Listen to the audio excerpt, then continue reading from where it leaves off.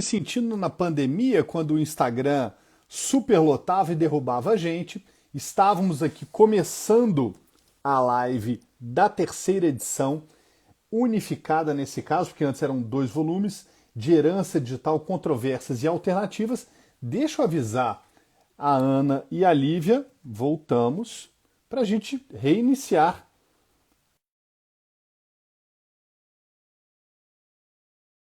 Vocês me ouvem tudo certinho? Olha só. Lívia, Ei, Emoção, né, voltamos. gente? É Emoção. caramba. pandemia? O que é? É.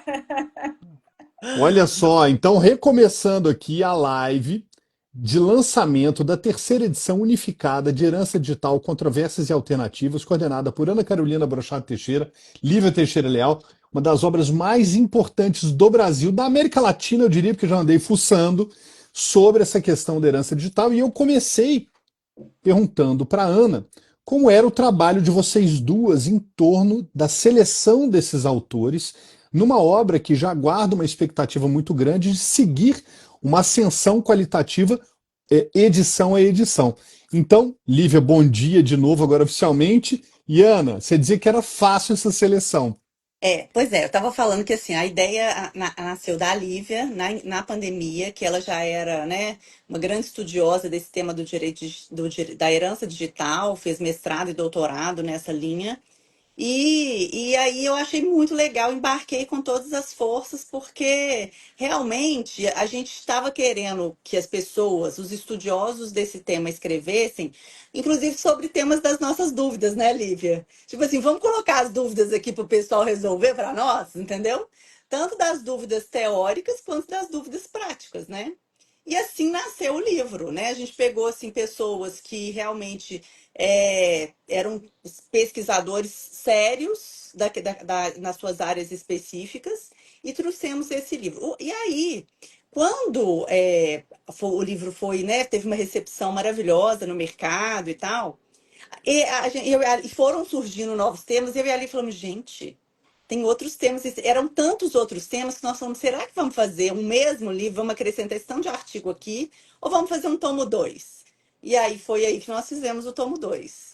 E aí, diante de novo, né, assim, agora tantos projetos de lei a respeito desse tema, inclusive o projeto 4 de 25, que tem abarca especificamente também herança digital, mas não só em razão disso, em função, assim, da multiplicidade mesmo de questões que, né, Lívia, assim, a gente nem imaginava que iam surgir, né? E agora esse tema lá no STJ, é muito importante dizer isso, esse tema está lá no Fala, por favor, STJ, fala. tá? Não, a ministra Nancy Andrighi deu um voto maravilhoso a respeito desse tema. Então, assim, agora nós estamos realmente. O tema está na crista da onda, vamos chamar assim, né? Entregando a minha idade aqui com a gíria. Mas, enfim. E aí, Léo, a escolha dos autores é uma escolha muito ligada a uma expertise, né, Lívia? Tanto assim, eu acho que tanto o tomo um, tomo 2 e os novos textos desse volume único estão muito ligados assim, a uma profundidade de estudo e uma expertise nessa área, que realmente tem se diversificado muito, né? Assim, graças a Deus nós estamos passando do momento de discutir o que é transmissível e o que não é, né, Lívia? Fala Exato. aí, só eu que estou falando. Não, exatamente, Ana, porque a gente começa com essa pergunta, né? Transmite ou não transmite? E aí, quando você vai estudando o tema, você vai vendo que tem muitas outras coisas que estão por trás ali, que precisam ser respondidas para que a gente responda essa macro pergunta. E aí a gente percebeu a necessidade de convidar autores, pesquisadores dentro das suas áreas para pensar esse tema com a gente, né? Então, o livro ele realmente vem numa tentativa de dar um passo à frente nesse debate da herança digital, né? Para que a gente assim, não discuta apenas transmissão ou não transmissão, mas vá além, pegando justamente esses aspectos que a gente foi vendo que vão aparecendo e são importantes também para responder a essa macro pergunta. Então, o livro ele traz essa diversidade, né, com essa expertise dos autores dentro das suas áreas. Então, acho que foi essa a ideia realmente, Perfeito. trazer pesquisadores para pensar esse tema em conjunto, né? E aí, até falando um pouco da nova imagem da capa, né? Ah, Ali um quebra-cabeça, né? São duas mãozinhas. E essa imagem, eu acho que ela traduz bastante a ideia, a proposta dessa nova obra, né? Dessa nova edição que a gente fez aí, consolidando os dois tomos, né? Então, de início, tentar montar esse grande quebra-cabeça da herança digital, né? E dos questionamentos que a gente tem em torno desse tema. E também trazer nessa obra uma proposta mais consolidada do que a gente já tinha feito até então. Então, essa obra ela consolida, né, esse tempo aí de pesquisa, artigos que foram sendo incluídos já nos tomos e atualização dos artigos também, para que a gente tenha cada vez mais uma obra atualizada, porque é isso, né? Todo dia a gente tem uma novidade aí em herança digital, uma notícia que sai, uma reportagem que sai, trazendo esse tema para debate, né? Então, hoje é a utilização de inteligência artificial também para se tentar recriar digitalmente pessoas já falecidas, também vem sendo um tema bastante Eu lembro discutido. da nossa primeira live. lembro. Nossa, que Pois é, loucura! Pensa nisso. pois é. E a gente vê agora, cada hora uma empresa vem desenvolvendo, né, um novo programa de inteligência artificial e a gente vê isso na mídia, né? E esse tema está chegando na STJ, como a gente falou aqui. Soube recentemente que foi tema de concurso público também. É aqui em Então, Minas, Léo. Olha só, não sabia. É. Pois é, a MP de gente me Minas? contou. É. é, Olha, Tá na fase de prova aberta. E parece que caiu exatamente essa temática. Então, a gente tem esse tema hoje, eu acho que em diversos meios, né, sendo aí observado e trabalhado de alguma forma, pensado, porque realmente é um tema que hoje não está mais, né? Está muito longe de estar no mundo das ideias. Então, os problemas são práticos, eles chegam nos escritórios, então até alguns advogados já entraram em contato comigo, perguntando, né? Olha, como que eu faço? Como é que eu incluo isso em testamento? Como eu dou uma consultoria em relação à sucessão dos bens digitais para o meu cliente? Então, a gente tem essa necessidade de uma capacitação também, uma atualização dos profissionais para atuarem com a herança digital dentro das suas diversas áreas, enfim. Então, a gente vê que é um tema realmente atual e que se renova também. Cada dia a gente tem uma questão nova e por isso a necessidade dessa atualização que a gente faz, né, Ana, dentro desse projeto. Com certeza. entendi. A Ana falava, logo no início da outra palestra, que existe um espelhamento do direito, né? Então, tudo que a gente tem vivido hoje decorre desse espelhamento para a digitalização, para o digital, né? Então, quando você, Lívia, fala de escolher os especialistas em diversas áreas, né, isso traz muita segurança para nós que estamos lendo um livro de tamanha vanguarda, mas que ainda em tese teria ali, seria operado por pessoas como nós, normais, que estão vivendo isso. Mas quando você traz assim, essa contextualização, isso gera um conforto muito grande. O livro traz, então, aproximadamente 32 artigos, se eu não estou errado, dividido em três partes, né? O livro traz herança digital, aspectos gerais, herança digital e a tutela de interesses existenciais, e herança digital e o direito sucessório, que comunga ali o maior número de artigos, por óbvio, dado o contexto do livro. Né?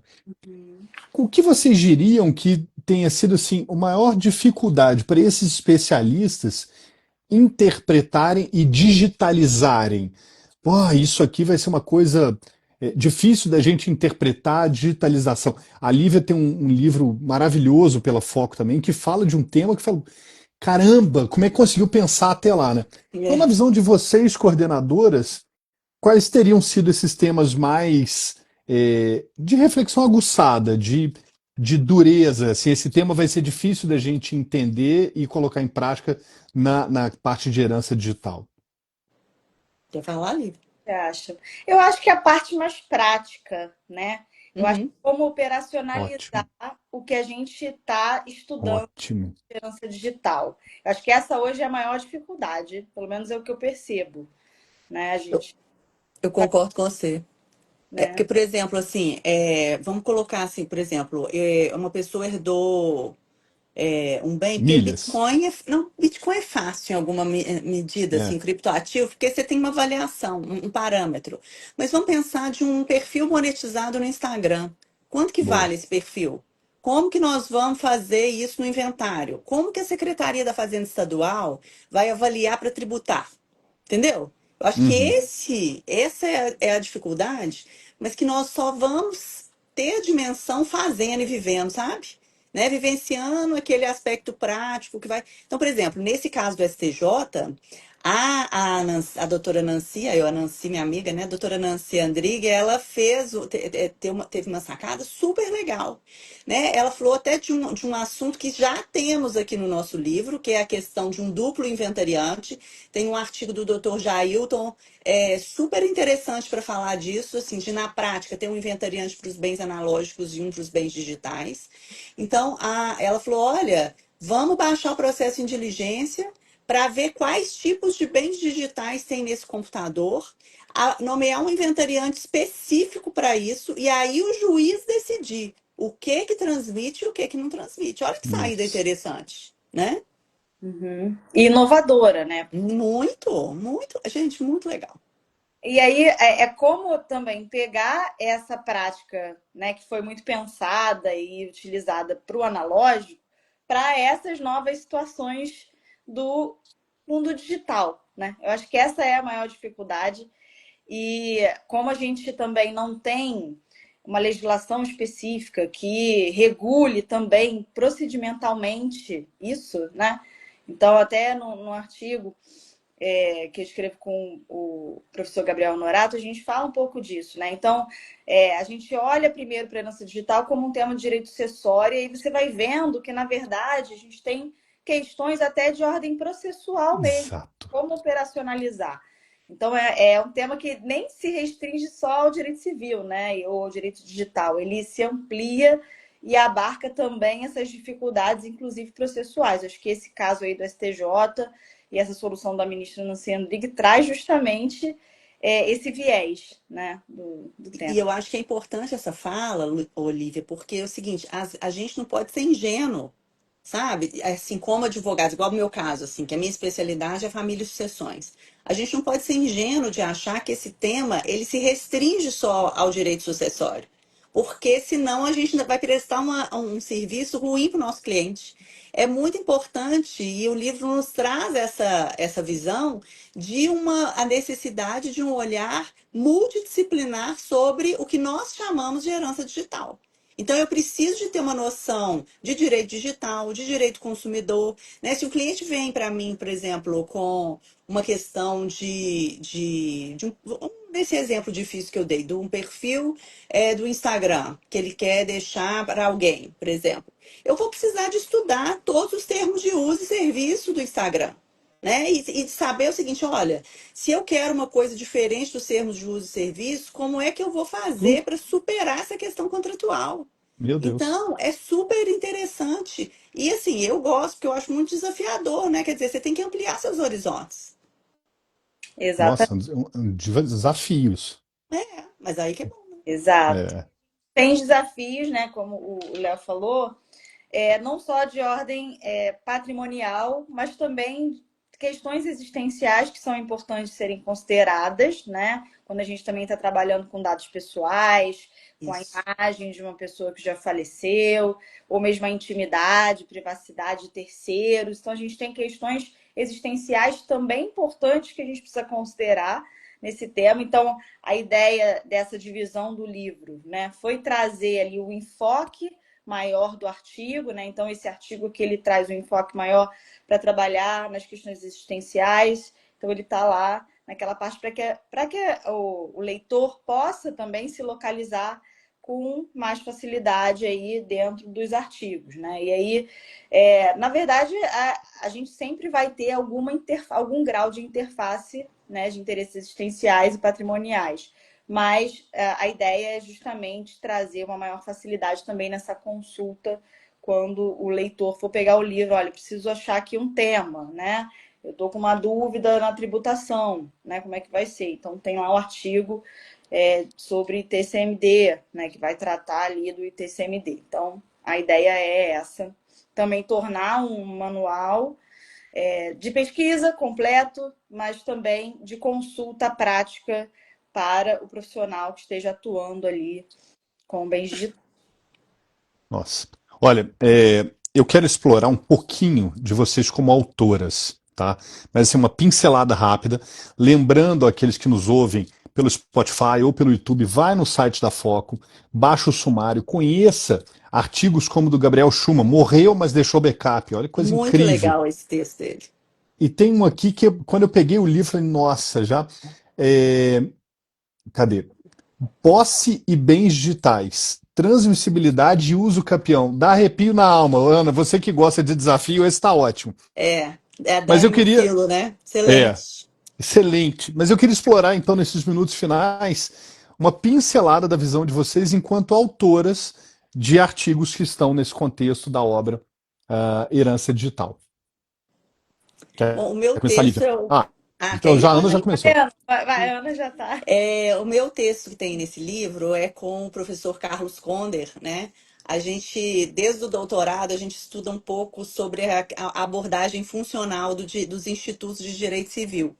E a gente especificou nesse artigo exatamente os bens digitais, mostrando como que o papel que ele desempenha em determinada situação, em determinada hipótese, pode mudar o tratamento que esse bem recebe, um tratamento teórico e prático. Então, vou dar um exemplo. Eu tenho aqui no Instagram um perfil que tem 5 seguidores, que eu ponho lá fotos das minhas filhas, ponho lá o primeiro dia que uma leu o livro, outro dia que ela pulou corda, e até, tem até muito tempo, não dá nem tempo pra pôr, né? Mas assim, é o mesmo bem, perfil no Instagram. E eu tenho esse perfil que eu tô falando aqui com vocês, que é um perfil aberto, é um perfil profissional. Então lá é quase um álbum de memórias. E aqui ele é um perfil profissional que eu trato das minhas questões, de um certo portfólio do que a gente estuda, do que a gente faz na vida profissional. Então, o objetivo do nosso artigo é mostrar que o mesmo bem pode variar o tratamento jurídico, a depender da função que ele desempenha na Sim. situação jurídica. Então, assim, eu sou suspeita que eu adoro esse artigo com o Caíto e, assim, de certa forma, mostra pra gente como que a gente tem que ter uma análise contextualizada, não uma análise estrutural, sozinha, isolada daquela situação jurídica. Muito bom. Para quem não baixou ainda, o título do artigo é O Enquadramento dos Bens Digitais sob o Perfil Funcional das Situações Jurídicas. E o da Lívia, já me adiantando, a exploração econômica de perfis pessoais de pessoas falecidas. Lívia, com você agora.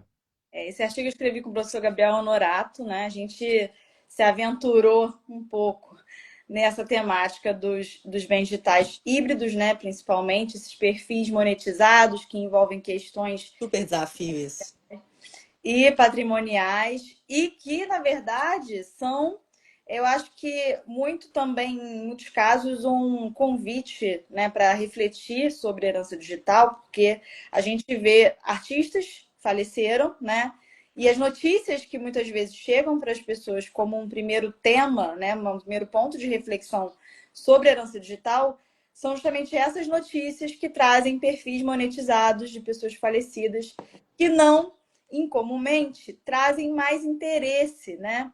Então, hoje, quando a gente pensa numa conta monetizada, um perfil numa rede social que seja monetizada e que se utilize ali, por exemplo, do número de acesso, número de seguidores, e a gente tem com a morte um maior interesse do público nessa conta, incrementando muitas vezes o número de seguidores, as interações que as pessoas têm com aquela publicação, com aquela conta de uma forma geral, isso tudo gera uma reflexão em relação a esse incremento também que a morte pode gerar para esses perfis. Então, a gente foi refletir um pouco sobre essa temática, considerando também a importância, a relevância e também como esse primeiro contato que muitas pessoas têm com a temática da herança digital, né? Por conta da morte de artistas falecidos que deixaram seus perfis e as pessoas imediatamente, sabendo da morte, vão lá, acessam o perfil para ver, gera muito interesse, né? Muita curiosidade a respeito da vida daquele artista. Então, a gente tem esse elemento que é o incremento também, muitas vezes, dessas questões com a morte. Então, a gente trabalha um pouco isso para tentar achar soluções jurídicas para a administração desses perfis, né? Quem vai passar a gerenciar esse perfil daquele artista que faleceu, daquela pessoa que monetizava, ou influencer, né? E o que a gente faz com a imagem daquela pessoa? A gente teve alguns casos aí, né, delicados envolvendo também a imagem de pessoas que já faleceram e publicações realizadas por familiares, por terceiros naquela conta, até gerando, né, ali algum debate. Então a gente tem esse artigo aí pensando nesse aspecto que é muitas vezes realmente o primeiro contato que a pessoa tem com a temática, né? Com a temática. Muito bom. Posso só agradecer a vocês pela participação no nosso encontro, desejando que a obra tenha todo e mais sucesso do que já vem tendo, e, claro, esperando que uma nova edição já venha por aí, porque essa digitalização do nosso mundo está mais rápido do que a gente pode imaginar, né? Com certeza. Os problemas só vão aumentando, né? As Para questões, né? sorte do advogado, né, Ana? Isso aí. Muito bom. Mas o E- advogado tem que estar estudando, né? Tem É, que por estar isso que o sempre livro aí está aí, né? sintonizado, Tá à venda, porque inclusive, senão, lá no site da Foco o livro, isso aí. não é? Ô, Léo, Lívia, muito obrigado. Diga. e agradecer também a Foco, que está com a gente Sim, desde o início desse projeto, que abraçou esse projeto também, né, isso. com muito cuidado em todas as obras. É muito gratificante também a gente ver o resultado e essa edição ficou especial para mim, assim, eu gostei muito e acho que e vejo como é promissora também essa parceria que a gente tem com a editora Foco para trazer também esses temas atuais, né? Eu acho que essa preocupação da editora também trazer essas temáticas que estão aí, que precisam chegar ao público, né? Então, nosso agradecimento aqui Ô, pela Lívia, muito obrigado Assina embaixo. pelo reconhecimento. Obrigado. O Ana, e você fica conhecendo a sua obra em dezembro, né? Que você vai para a praia. Vou em Salvador, né? Minha casa de praia que você me deu. E aí vou lá pegar meu livro. Eu te falo se ficou bom. Obrigado pelo carinho de vocês. Desejo muito sucesso para essa obra. Recomendo que reconheçam, pela busca do site da Foco, as outras obras de Lívia e Ana, que são verdadeiras obras de arte do direito. Então, fiquem todos com Deus, com saúde. Até o nosso próximo encontro. Obrigado, Ana e Lívia. Obrigada, Léo. Obrigada, Beijinho. Lívia. Bom Valeu. beijo para vocês. Tchau, tchau. Tchau, tchau.